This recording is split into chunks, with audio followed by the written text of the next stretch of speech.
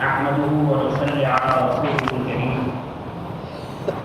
عن ابي هريره رضي الله تعالى عنه قال قال رسول الله صلى الله عليه وسلم اكمل المؤمنين ايمانا احسنهم خلقا وخيارهم خيارهم لنسائهم او كما قال عليه الصلاه والسلام. میرے محترم بھائیوں، دوستوں اور بزرگوں،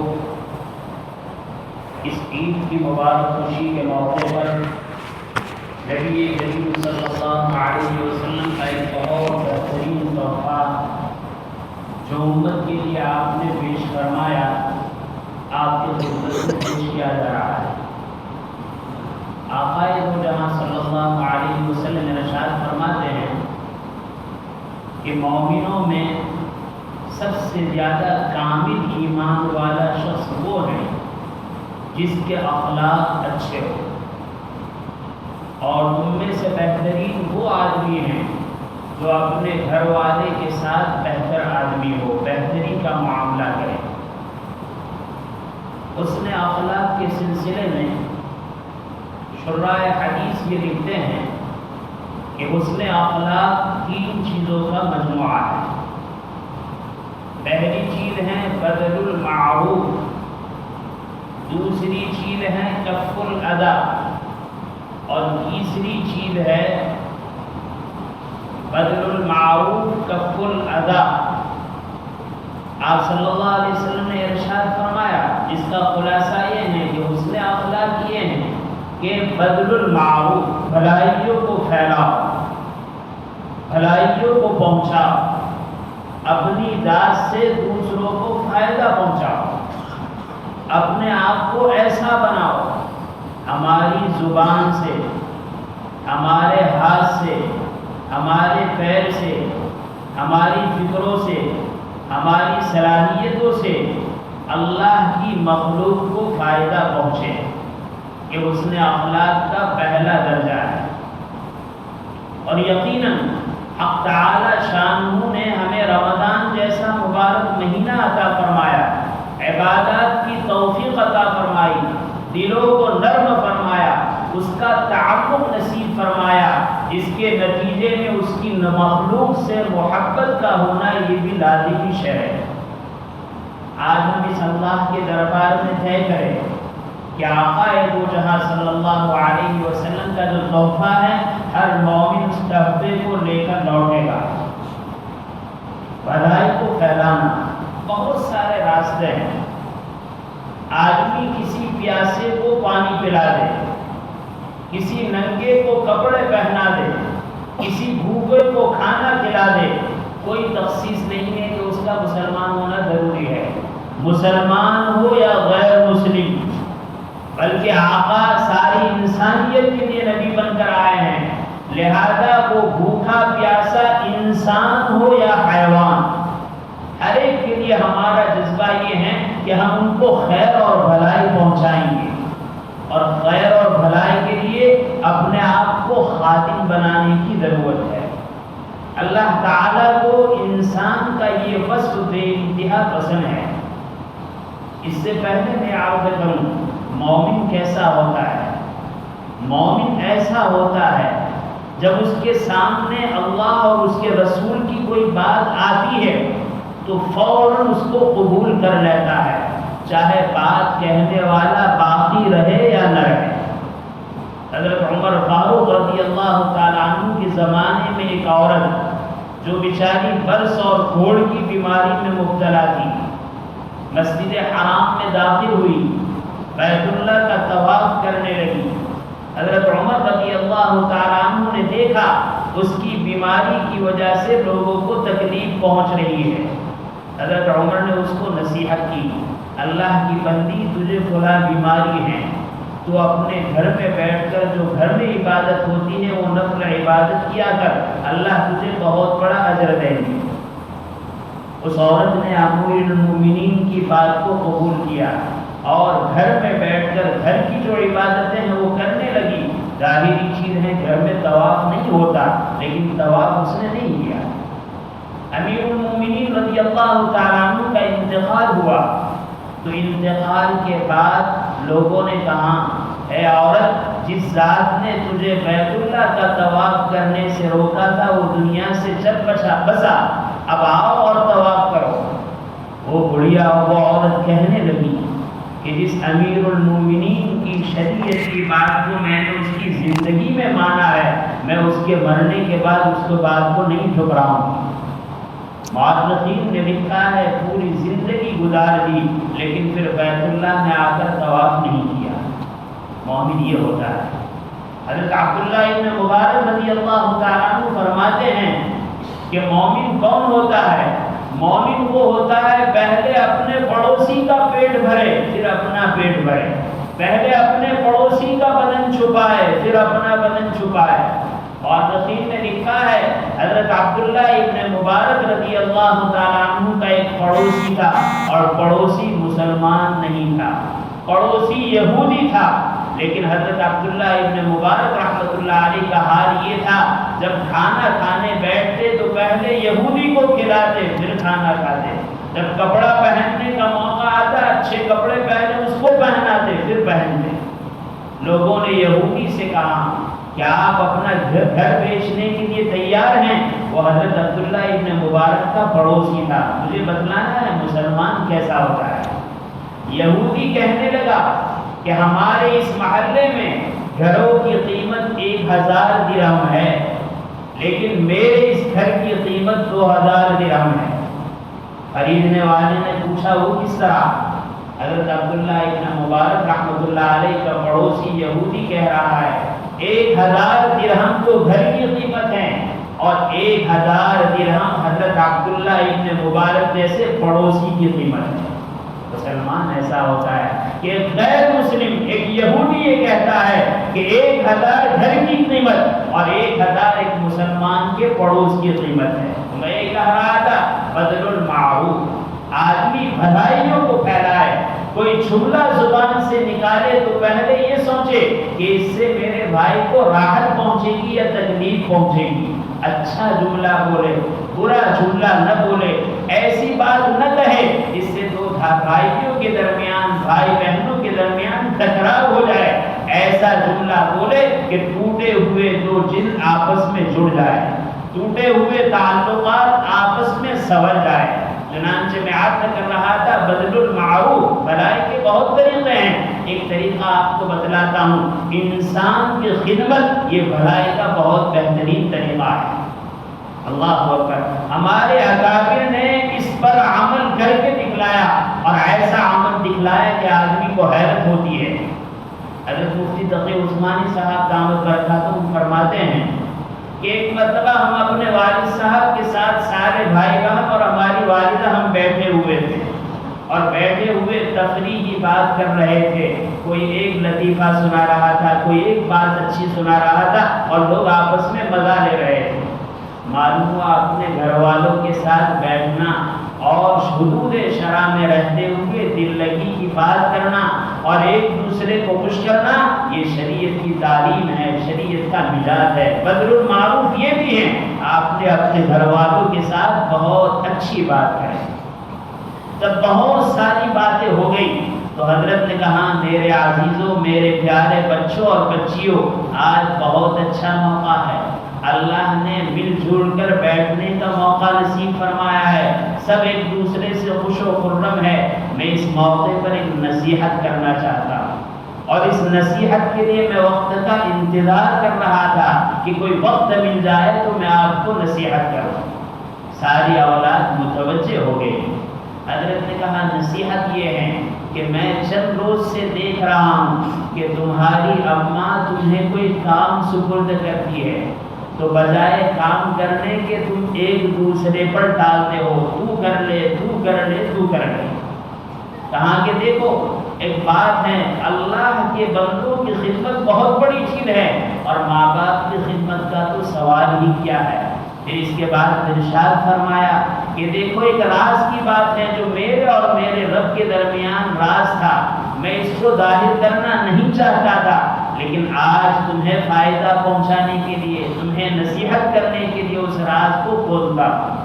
اس کے بعد فرمایا میں دیوبند میں رہتا تھا فجر کی نماز کے لیے جس بستی میں جانا پڑتا تھا درمیان سے غیر مسلم بھائیوں کا محلہ ہوتا تھا۔ ایک مرتبہ میں فجر کی نماز کے لیے اٹھا اور مسجد جانے لگا۔ میں نے ایک بوڑھی عورت کو دیکھا کہ بوڑھی عورت اپنے سر پر پانی کا مٹکا لیے ہوئے چل رہی ہے۔ تھوڑی دیر ہوئی، اس کے بعد وہ تھک گئی اور اس نے وہ مٹکا زمین پر اتارا اور تھوڑی دیر کے لیے آرام کرنے لگی۔ اس کا سانس کھل رہا تھا۔ مجھے اللہ کی اس بندی پر رحم آیا، ترس آیا کہ بیچاری بوڑھی ہے، پانی کا مٹکا اٹھا کر نہیں چل سکتی ہے، اتنا اچھا موقع ہے اللہ کے مخلوق کی خدمت کا۔ میں نے ان سے کہا بوڑھی اماں آپ مٹکا مجھے دے دیجئے، آگے چلیے اور اپنے گھر کا راستہ دکھا دیے تاکہ میں مٹکا آپ کے گھر پہنچا دوں۔ چنانچہ وہ بوڑھی عورت نے مٹکا دیا، انہوں نے مٹکا اپنے سر پر رکھا۔ حضرت مفتی صاحب فرماتے تھے کہ مجھ میں اتنی طاقت نہیں تھی عادت نہ ہونے کی وجہ سے کہ پانی کا بھرا ہوا مٹکا اٹھاؤں، لیکن میں نے دل ہی دل میں اللہ سے مدد مانگی اور کہا یہ خدمت کا موقع ہے، یہ ہاتھ سے نہ چلا جائے۔ چنانچہ اٹھایا۔ وہ بیچاری کچے پکے گھر میں رہتی تھی، گلی کوچوں میں رہتی تھی۔ دیوبند کی گلیوں کو پار کرتے ہوئے کچے مکان پر لے گئی اور کہا یہ میرا مکان ہے، یہاں مٹکا رکھ دیجیے۔ حضرت مفتی صاحب فرماتے ہیں کہ جب میں نے مٹکا اپنے سر سے اٹھایا اور زمین پر رکھا تو اس بوڑھی عورت کی زبان سے میرے لیے دعائیہ جملے نکلنے لگے، زور زور سے دعا دینے لگی۔ میں چلتا رہا اور لوٹتا رہا اور چلتا رہا اور میں سنتا رہا۔ میرے دل میں یہ خیال آیا کہ ایک بوڑھی عورت ہیں، مجبور ہیں، پریشان حال ہے اور اس کی دل سے بھری ہوئی دعائیں نکل رہی ہے۔ اس دعا کو حاصل کرنے کے لیے معمولی کام ہے، اس سے بڑھ کر کوئی سنہرا موقع نہیں ہے کہ اس موقع کو میں ضائع کروں۔ حضرت فرماتے ہیں اس کے بعد تو میں نے اپنا معمول بنا لیا کہ صبح جلدی اٹھتا تھا اور جلدی اٹھنے کے بعد جاتا تھا۔ میں نے دیکھا کہ وہ بوڑھی عورت کنویں پر ہیں اور ڈول سے پانی نکال رہی ہے۔ میں نے اس بوڑھی عورت سے کہا بوڑھی اماں آپ یہ کام نہ کرے، میں جوان طاقتور ہوں، اور آگے بڑھے۔ پانی خود نکالا، ڈول سے پانی نکال کر مٹکے میں بھرا اور مٹکے میں بھر کر اپنے سر پر رکھا اور اپنے سر پر رکھ کر اس کے گھر پہنچانے لگے۔ حضرت فرماتے ہیں الحمدللہ ثم الحمدللہ، جب تک وہ بوڑھی عورت زندہ رہی میرا یہ معمول ہمیشہ کا باقی رہا۔ اور اسی لیے کہ بوڑھی عورتوں کی اور اسی طرح کمزور اور ضعفاء اللہ کے مخلوق کی دعائیں لینا کتنی اچھی بات ہے۔ حضرت فرماتے ہیں یہ دعا کی برکت ہے، اللہ تعالیٰ نے بہت سارے نیک کاموں کی توفیق عطا فرمائی۔ مجھے یاد کرنا ہے کہ اللہ کی نظر میں، اللہ کی بارگاہ میں خدمت خلق بہت پسندیدہ ہے۔ بلکہ حضرت تو فرماتے ہیں کہ دیکھو دوسری ایک بات عرض کرتا ہوں، خدمت خلق سے خدا کس طرح ملتا ہے، خدا کس طرح راضی ہوتا ہے۔ اللہ کو اپنی مخلوق سے محبت ہے، وہ مخلوق چاہے انسان نہ ہو حیوان ہو۔ حضرت سلیمان علیہ السلام کے کام میں ہے کہ حضرت سلیمان علیہ السلام کو ایک چونٹی نے کاٹ لیا۔ آپ کو غصہ آیا، بشر تھے، انسان سے غصہ آیا، اپنے وزراء اور خداموں سے کہا کہ اس چونٹیوں کے بل کو اکھاڑ دو۔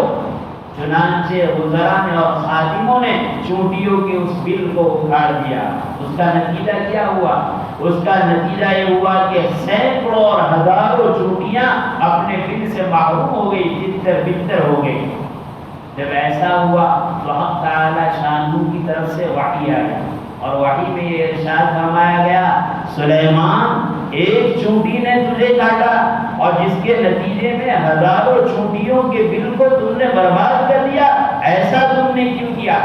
حضرت سلیمان علیہ السلام استغفار کرنے لگے، الہ العالمین مجھ سے غلطی ہوئی، میری غلطی سے معافی مانگتا ہوں۔ مجھے یاد کرنا ہے اللہ کی مخلوق میں چونٹی ہے، اگر اس چونٹی کے بل کو کوئی اجاڑتا ہے اللہ کو یہ بھی پسند نہیں ہے، تو کیا اللہ کی مخلوق میں جو اشرف المخلوقات ہیں، جو حضرت انسان ہیں، کیا اس انسان کو تکلیف پہنچانا اللہ اس کو برداشت کرے گا اور اس انسان کو راحت پہنچانا اللہ اس کا بدلہ نہیں لے گا؟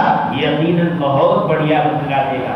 حضرت مفتی صاحب فرماتے ہیں کہ پرانے زمانے میں ہم دھاگا بھون جایا کرتے تھے، اسٹیشن پر اترے، رات کا وقت تھا، وہاں چھوٹا سا پلیٹ فارم تھا، نہ بجلی کا انتظام تھا۔ میں جب اترا اور چلنے لگا تو میں نے دیکھا بہت سارے سائے نظر آنے لگے، لوگ چل رہے تھے۔ ایک آدمی جس کے ساتھ چند عورتیں تھیں اور ان کے ساتھ سامان تھا، وہ آدمی پکارنے لگا، کھلی ہیں، کھلی کھلی کھلی، لیکن وہاں اس چھوٹے سے اسٹیشن پر کون کھلی ملا کرتا ہے؟ حضرت نے فرمایا کہ اگر میں چلا جاتا تو وہ مجھے پہچان لیتا اور پہچاننے کی وجہ سے مجھے خدمت کا موقع نہیں دیتا۔ حضرت نے کہا میں ذرا ٹھہرا، اپنے چہرے کو اس طریقے سے چھپا دیا اور کھلی جس طرح پگڑی باندھ لیتا ہے اس طرح باندھ لی، اور اس کے بعد کہا میں حاضر ہوں، میں حاضر ہوں۔ اس آدمی نے اپنا صندوق میرے سر پر رکھا اور اس کے بعد دوسرا صندوق، دوسری پیٹی رکھنے کی تیاری کرنے لگا، تو میں نے عرض کیا میں کمزور ہوں، اتنا سارا سامان نہیں اٹھا سکتا، ایک صندوق تو سر پر رکھ دو، دوسرا کچھ ہاتھ میں رکھ دو اور بقیہ تم اٹھا لو۔ چنانچہ انہوں نے منظور کیا اور ایک بڑا صندوق سر پر رکھ دیا۔ حضرت فرماتے ہیں صندوق اٹھانے کی عادت نہیں تھی، تکلیف کو محسوس کیا، لیکن میں نے دیکھا کہ خدمت خلق کا اس سے بہتر موقع نہیں۔ چنانچہ میں چلنے لگا یہاں تک کہ اسی خانقاہ میں جہاں میں جا رہا تھا وہ بھی چلنے لگے، آئے خانقاہ کے دروازے پر پہنچے، سامان اتارا اور سامان اتارنے کے بعد میں چپکے سے غائب ہو گیا۔ وہ تلاش کرتا رہا کہ پوری کو اجرت ملے، لیکن میں چپکے سے غائب ہو گیا۔ جب صبح ہوئی خانقاہ میں پہنچے تو انہوں نے تو مجھے نہیں پہچانا، لیکن میں نے ان کو پہچان لیا کہ رات کا مسافر یہی ہے۔ حضرت فرماتے ہیں یہ کام اللہ کے لیے کیا تھا، پوری زندگی ان کے ساتھ اٹھنا بیٹھنا رہا، وہ میرے ساتھ بڑا اچھا حسن سلوک کا معاملہ کرتے تھے، لیکن میں نے کبھی ان کو نہیں بتلایا کہ رات کو خدمت کرنے والا پوری یہ محمد شفیع ہے۔ اللہ، یہ ہے خدمت خلق کا جذبہ۔ آج میں اپنے بھائیوں کو پیغام دینا چاہتا ہوں کہ آج کی اس مجلس سے عید کے موقع پر یہ جذبہ لے کر جائیے کہ ہمیں اپنے بھائیوں کو راحت پہنچانا ہے، زبان سے، ہاتھ سے، پیر سے، صلاحیتوں سے، تو جملے اچھے بول کر، تو باتیں اچھی کہہ کر، غریبوں کی مدد کر کے، بیواؤں کی مدد کر کے، پریشان حالوں کی مدد کر کے ہمیں اللہ کو راضی کرنا ہے۔ حدیث کا مطلب حسن سلوک کے بعد میں علماء دوسرا جملہ لکھتے ہیں وَكَفُّ الْأَذَى، اور لوگوں کو تکلیف سے بچانا۔ آدمی یہ طے کریں کہ میں لوگوں کو راحت پہنچاؤں گا، لوگوں کو فائدہ پہنچاؤں گا، لوگوں کی خدمت کروں گا اور لوگوں کو کبھی ذرہ برابر تکلیف نہیں پہنچاؤں گا۔ بہت بڑا سلا ہے، بہت بڑا کام ہے۔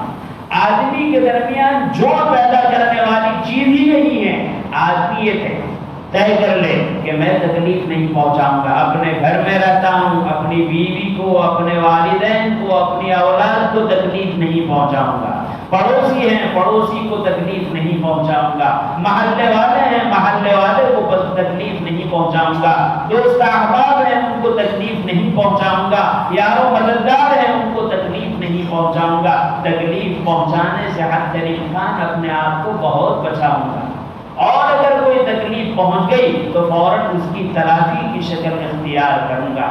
آدمی بعض مرتبہ ایسی تکلیف پہنچاتا ہے کہ اس کی تکلیف کا آدمی کو احساس بھی نہیں ہوتا ہے۔ آج عید کا موقع ہے، میں اپنے بھائیوں سے عرض کروں گا، عید کے موقع پر ہمارا حال یہ ہوتا ہے، بعض مرتبہ ہم اپنی دکانوں کو، اپنی گاڑیوں کو، اپنی سائیکلوں کو، اپنی استعمال کی چیزوں کو راستے میں رکھ دیتے ہیں، راستہ تنگ ہو جاتا ہے، آنے جانے والے پریشان ہو جاتے ہیں۔ یہ شریعت اسلام میں گناہ کی چیز ہے۔ آدمی تصور کرے کہ میرا راستے میں کسی جگہ پر بیٹھنا، میرا راستے میں کسی جگہ پر گاڑی کو پارک کرنا، یہ دوسرے آدمی کو تکلیف پہنچانے والا ہے، میں کبھی اس کو تکلیف نہیں پہنچاؤں گا۔ اگر آدمی اس بات کا طے کر لے کہ بھلائی پہنچاؤں گا، راحت پہنچاؤں گا، تکلیف نہیں پہنچاؤں گا، پھر دیکھو دل میں کیسی محبتیں پیدا ہوتی ہے۔ اور تیسری چیز حسن اخلاق کے بعد میں علماء نے لکھی ہے طلاقۃ الوجہ، چہرے کا خوشحال ہونا، خندہ پیشانی سے ملنا۔ آدمی دو اچھے جملے کہے لیکن ان اچھے جملوں میں آدمی کی زبان اچھی نہ ہو، بول تو اچھے ہیں لیکن چہرہ اچھا نہ ہو، کہنے کا انداز اچھا نہ ہو. نہیں، نبی کریم صلی اللہ علیہ وسلم کی تعلیم یہ ہے جب دو بھائی آپس میں ملے تو خندہ پیشانی سے ہنستے ہوئے ملے، اپنے گھر والوں سے ملے تو ہنستے ہوئے ملے، اپنے دوست احباب سے ملے تو ہنستے ہوئے ملے.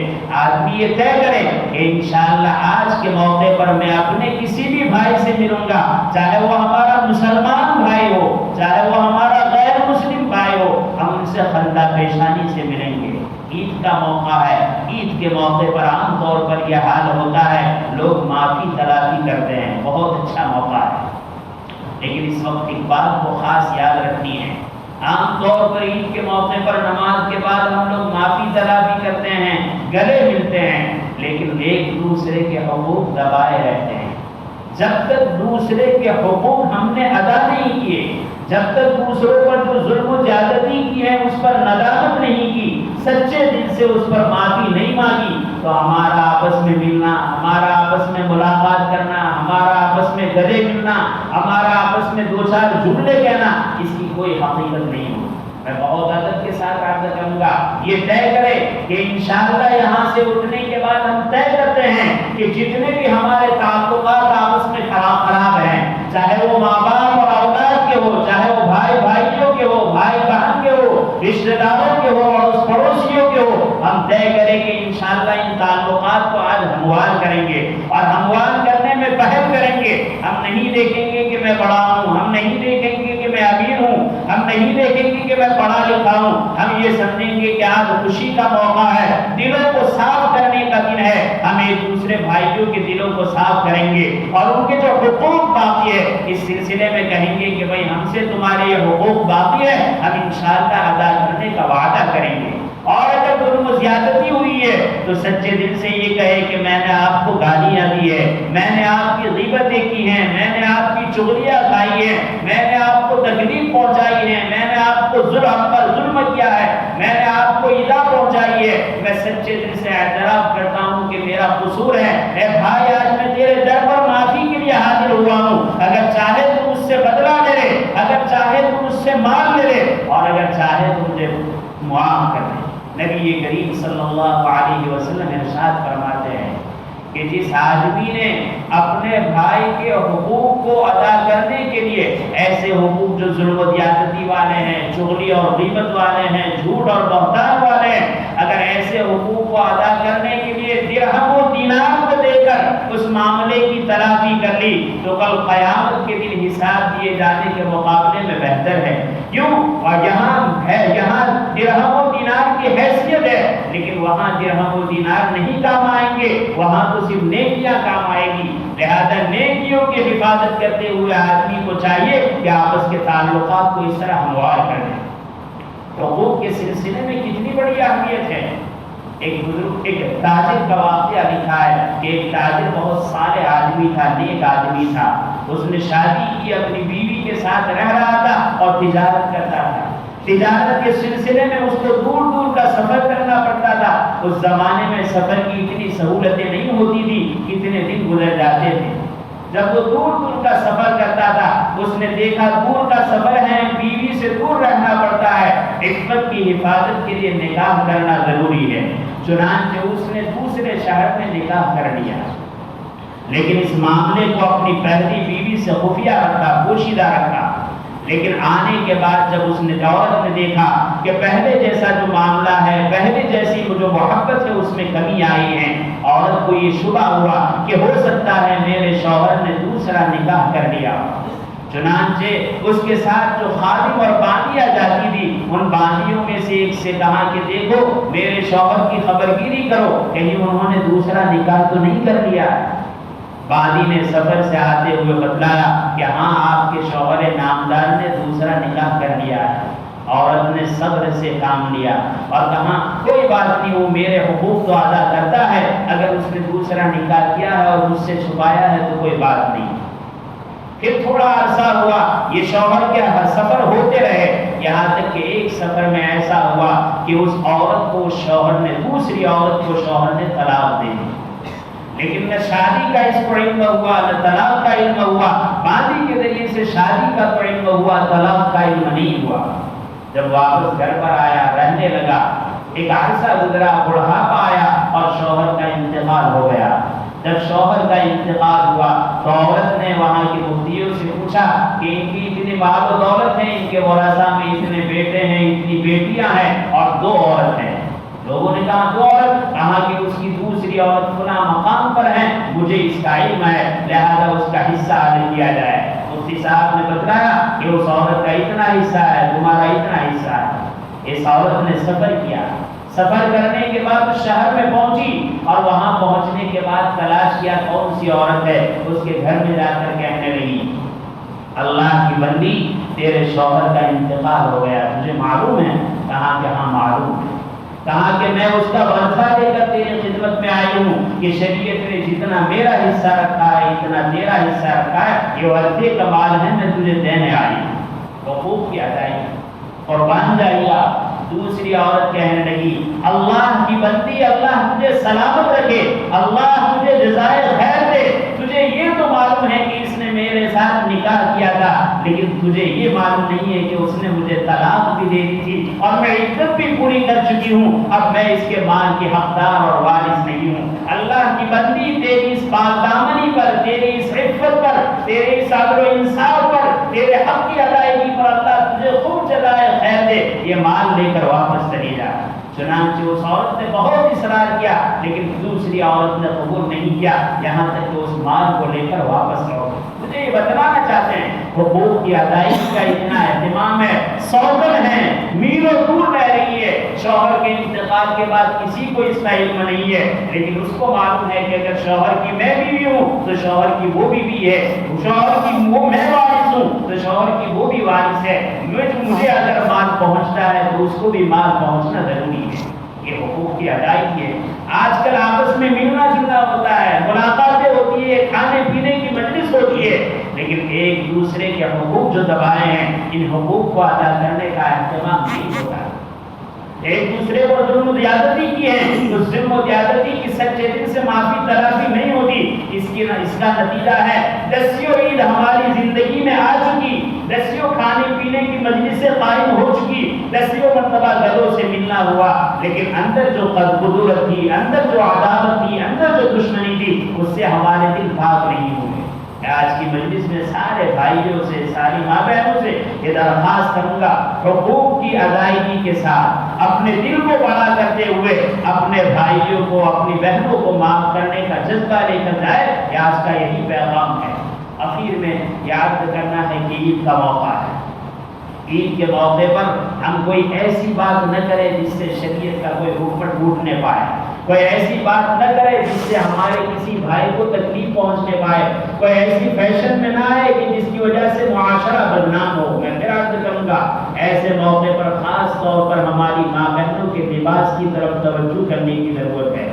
بے حیائی، بے شرمی عام ہو رہی ہے، لیکن اس کا سب سے زیادہ مظاہرہ شادی کے موقع پر، سب سے زیادہ مظاہرہ عید کے موقع پر ہوتا ہے۔ اللہ تعالیٰ شان اس سے ہماری حفاظت فرمائے، ہماری ماں بہنوں کو، ہمارے بھائیوں کو، سب کو عید کی صحیح اور حقیقی مسرتوں سے مالا مال فرمائے۔ میرے بھائی یاد رکھیے عید کا دن کیا ہے؟ عید کا دن وہ ہے کہ دنیا یہ دیکھ لے کہ مسلمان کی تربیت ہو چکی ہے، اور کیسی تربیت ہو چکی ہے، روزانہ 5 مرتبہ اذان ہوتی تھی لیکن 5 مرتبہ نماز کے لیے آنا مشکل تھا۔ رمضان کے مہینے میں عبادت اور تربیت کا نتیجہ ہے کہ آج 5 مرتبہ اذان ہوگی لیکن مومن 6 مرتبہ نماز کے لیے حاضر ہوگا۔ کیا عرض کروں گا الحمدللہ رمضان کا جو ماحول ہے نماز کا، ان نمازوں کے ماحول کو باقی رکھے۔ بعض مرتبہ ایسا ہوتا ہے لوگ کہتے ہیں اب ایک کھوائے گیا تھے، اب مسلمان گم ہو گئے۔ کہاں سے گم ہوئے؟ مسجدوں سے گم ہو گئے۔ نہیں، مسجدوں کو آباد کرنے کا اہتمام کرے، مسجدوں کو اللہ کی عبادت سے نورانی بنانے کا، جو قرآن کریم کی تلاوت کا ماحول ہے، نمازوں کا اہتمام ہے، اس کا خاص لحاظ کرے اور اس کے ساتھ اپنی عید کو گزارے۔ آخر میں عید کی نماز کا طریقہ عرض کروا۔ عید کی نماز واجب ہے، لہٰذا اس وقت نیت دل میں ارادہ یہ ہوگا